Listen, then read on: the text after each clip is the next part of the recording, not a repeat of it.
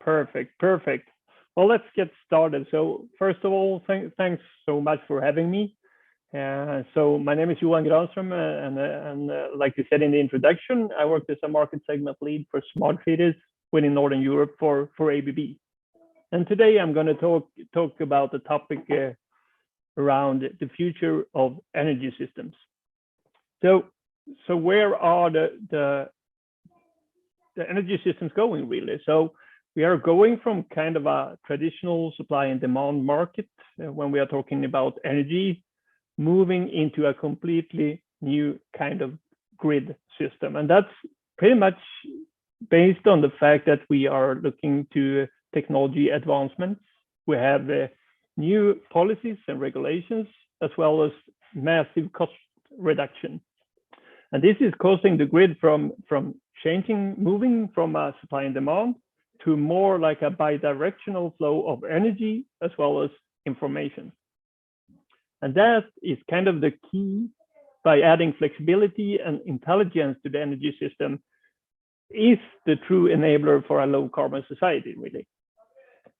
And we also see a massive growth in renewables as well as in distributed energy assets.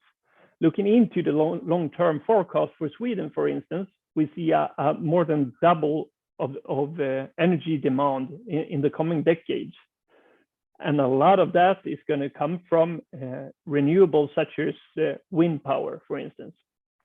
And that is causing also that out in the grid, we will have distributed generation such as solar and wind and so on. We will have massive amounts of energy storages such as grid scale batteries, but also small scale at the customer sites. And we will also add a lot of flexible demands of different kinds. Talking about the generation part of it, we see that it will add a lot of intermittency to the grid and more of a volatile market, which is one challenge of it. And we also see a kind of exponential growth, for example, in electric vehicles, but also electrification in general, which may cause some kind of peak energy demands that could be hard to manage. And altogether, that increases the need for advanced control technology to control and optimize the grid in real time. So far, we have worked a lot with energy optimization in a generic manner with a platform that is called ABB Ability Optimax, which is kind of a schematic view that we see on screen right now. What it does is that it combines real-time data from different kind of assets that's connected to the system with historical data, as well as forecast data that could be, for instance, the forecast of renewable power generation. It could be electricity prices and so on. And it's based that it's optimized on different targets. For instance, it could be optimized on minimizing the CO2 footprint or minimizing the energy cost and so on. So we have done this in a different kind of areas. For instance, at industrial sites, this example is from Germany and our own production facility where we do, for example, light switches. Here we have connected all the complete electrical distribution of this site. We have also installed, as you can see, quite a large scale solar production plant, which is the roofing of the personal parking spots. And we have also integrated, for example, batteries and other equipment. And we are optimizing to minimize the CO2 footprint, meaning that it will optimize and control the specific units based on that. And a sunny day, this plant is actually fully self-sufficient, meaning that it's also the products going out from the factory also is that. Another example is from Sweden, and it's the Sara Culture Center in Skellefteå, northern Sweden. What's interesting with this project, I would say, is that it kind of supports this sustainability manifesto that this culture center is. So besides conventional smartness with smart features, we have added a layer of emotional intelligence, meaning that it will listen to the kind of the city's need in general. So it will not only make smart choices for the building itself, it will also do them based on what's best for the city and the city's energy system. Finally, we have a layer of learning capability, which pretty much is about adding, for example, machine learning capabilities to understand how we can store energy in the actual construction, but as well if, for instance, in 2 weeks, Sara Larsson will have a concert in the culture center, meaning that we can forecast how the ventilation and heating demand will look like to make better choices. And that makes the city, this particular building, become an asset rather than just a, so to say, stupid consumer of energy. Another example is from Copenhagen, Roskilde in Denmark, where we have worked a lot with the district heating system using the same platform really. So here we as well have machine learning models to understand the heat demands, as well as the kind of thermic characteristics of the network, of the distribution network for heating, to work with optimizing the temperature in the network. The same goes for e-mobility, which we're going to learn more about with my fellow speakers. But this is also about connecting more and learning more. So this is about, in this case, we have also integrated with the fleet management system for the electric buses, meaning that when a bus connects to the charging point, we will know the identification of the bus. We will know the state of charge of the battery. As well, we will know the next departure. And based on that, we can optimize the charging cycle to limit the power peak. And in this case, we could actually reduce it with as much as 55%. But the thing I really want to address during this speak is the next big thing in energy as I see it, that is kind of an essential part of the energy landscape we currently are moving into. And this is really about connecting, aggregating, and optimizing all assets available in an energy system, centralized as well as decentralized. So what we can see on this specific slide is kind of a share of the different kind of assets that we can find out in the grid, ranging from hydropower plants to e-mobility to solar power plants, etc., etc. So what is this then? Well, this is something that you can call a virtual power plant. A virtual power plant is kind of a virtual grid on top of the physical one. What we can do with that is to enable day ahead, intraday, and real-time optimization for optimal trading decisions, really. So how it works is, if we start from the left, what we do is that we import different kind of forecasts. For instance, it could be a forecast that's based on, for instance, open weather data. And then we are providing a forecast on how a specific solar park, for instance, will produce in a certain time and space. It could also be a forecast over load or demand side when it comes to energy. And what the virtual power plant does is that it's aggregate the kind of the flexibility from all connected assets. Then it can prioritize that for different kind of markets, which I will get back to. Then it also has support for automated bid generation, meaning that we can actually sell flexibility on a marketplace. We've seen this coming up in Sweden, for example, Stockholm Flex or Uppsala Flex, for instance, or Coordinate for that matter, which is kind of a flexibility market where you can sell your flexibility. Then it will actually bid to the marketplace and update the forecast and update the available flexibility.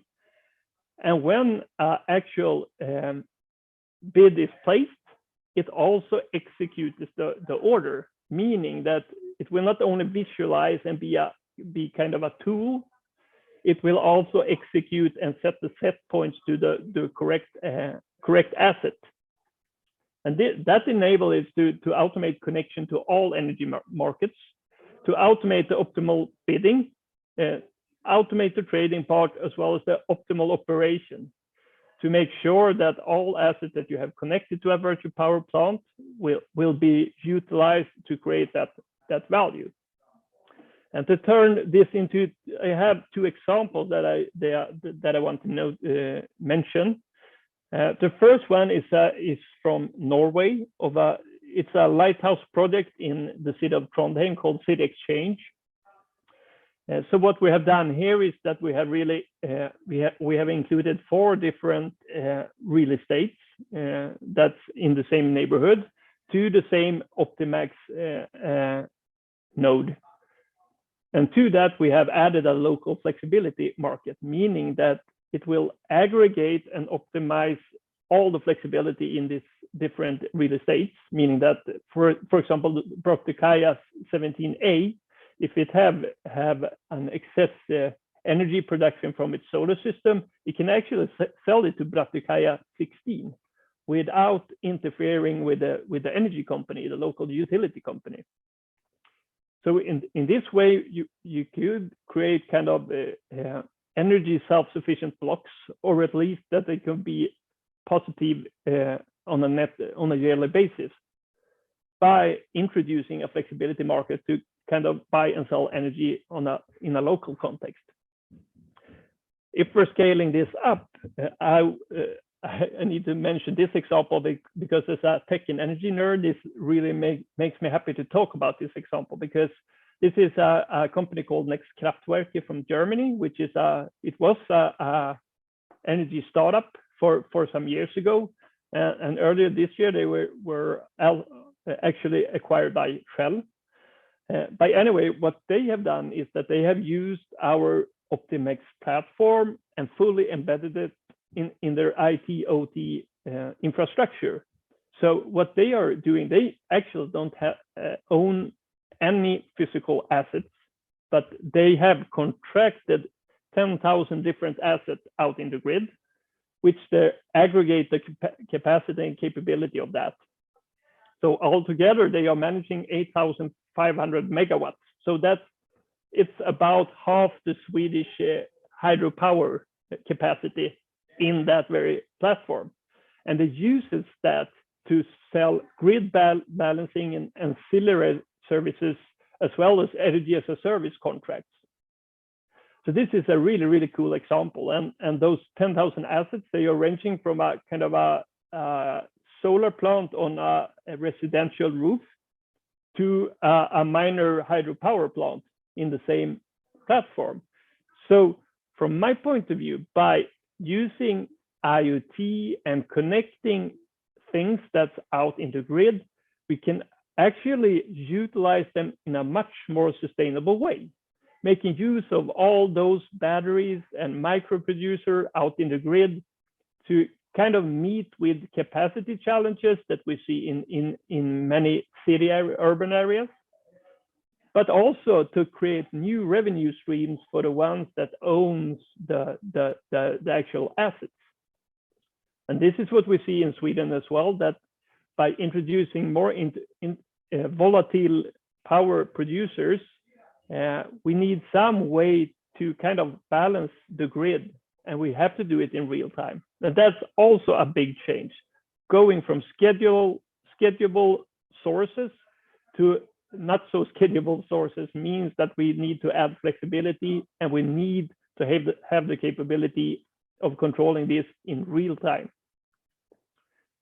If we look into this in more practical way, this is pretty much what it looks like. So what we see now is from a demo system, but where you can see an overview over all the assets that is connected to the virtual power plant. And what you can see also the positive provision and negative provision. That's pretty much the flexibility that's available for sale. And the actual call is the actual call. So this platform will indeed take care of the complete process from aggregating to bid and to actually executing the orders and setting new set points. Finally, you can also see all the optimization parts and the forecast based on combining real-time data, history data with forecast data. This is a great way of meeting the challenges we see in front of us, talking about going from a more schedulable system to a more ecosystem of energy. Then we need flexibility and real-time support. That was everything from me. So I think I will hand over to you guys, Daniel. And thank you so much for listening in. Perfect. That was a really macro kind of level. Any questions from the audience? I'm gonna ask a question. When is the car gonna go vehicles to X? So, well, energy. That's a great question. And personally, I see great potential in utilizing kind of a mobile energy storages that we will have, because we see all electric cars that's going onto the market on the roads right now. They have a massive overcapacity when it comes to batteries. Earlier this year, we actually introduced to the market our vehicle to grid box. So now we just need to kind of add those as assets to this kind of virtual power plants, because I see a great potential in utilizing electric cars, both for ancillary services as well as energy storages. So I believe we will see it very, very soon. Already today, it's available to kind of control the loads to balance the grid. So the next step is to utilize the storage part of it. Yeah. Okay, we have Örjan here. Question on legislation. So if I'm have excess energy today in Sweden, I cannot sell it to my neighbor because of legislation. How because I think what you're doing is fantastic, but our politicians and power companies are not necessarily moving equally fast as the market. And that's a very relevant question, and I think we have a gap between technology advancements and regulations. But in the same time, we see this kind of, we are moving, talking about policies as well, because we see from the 1st of January 2022, it will be admitted in Sweden to have a grid between different houses. So I think we will see a big difference on the policies in quite a near future, which will enable us to sell, for example, to the neighbor. So we're seeing these changes starting already 2022. So we're already getting there. But good question, of course. Tack. We're gonna cut you loose now because we're a little bit above time, but that's more or less my fault. Thank you, Johan. Thank you so much for listening in. We talk to you later. You're free to go if you want to.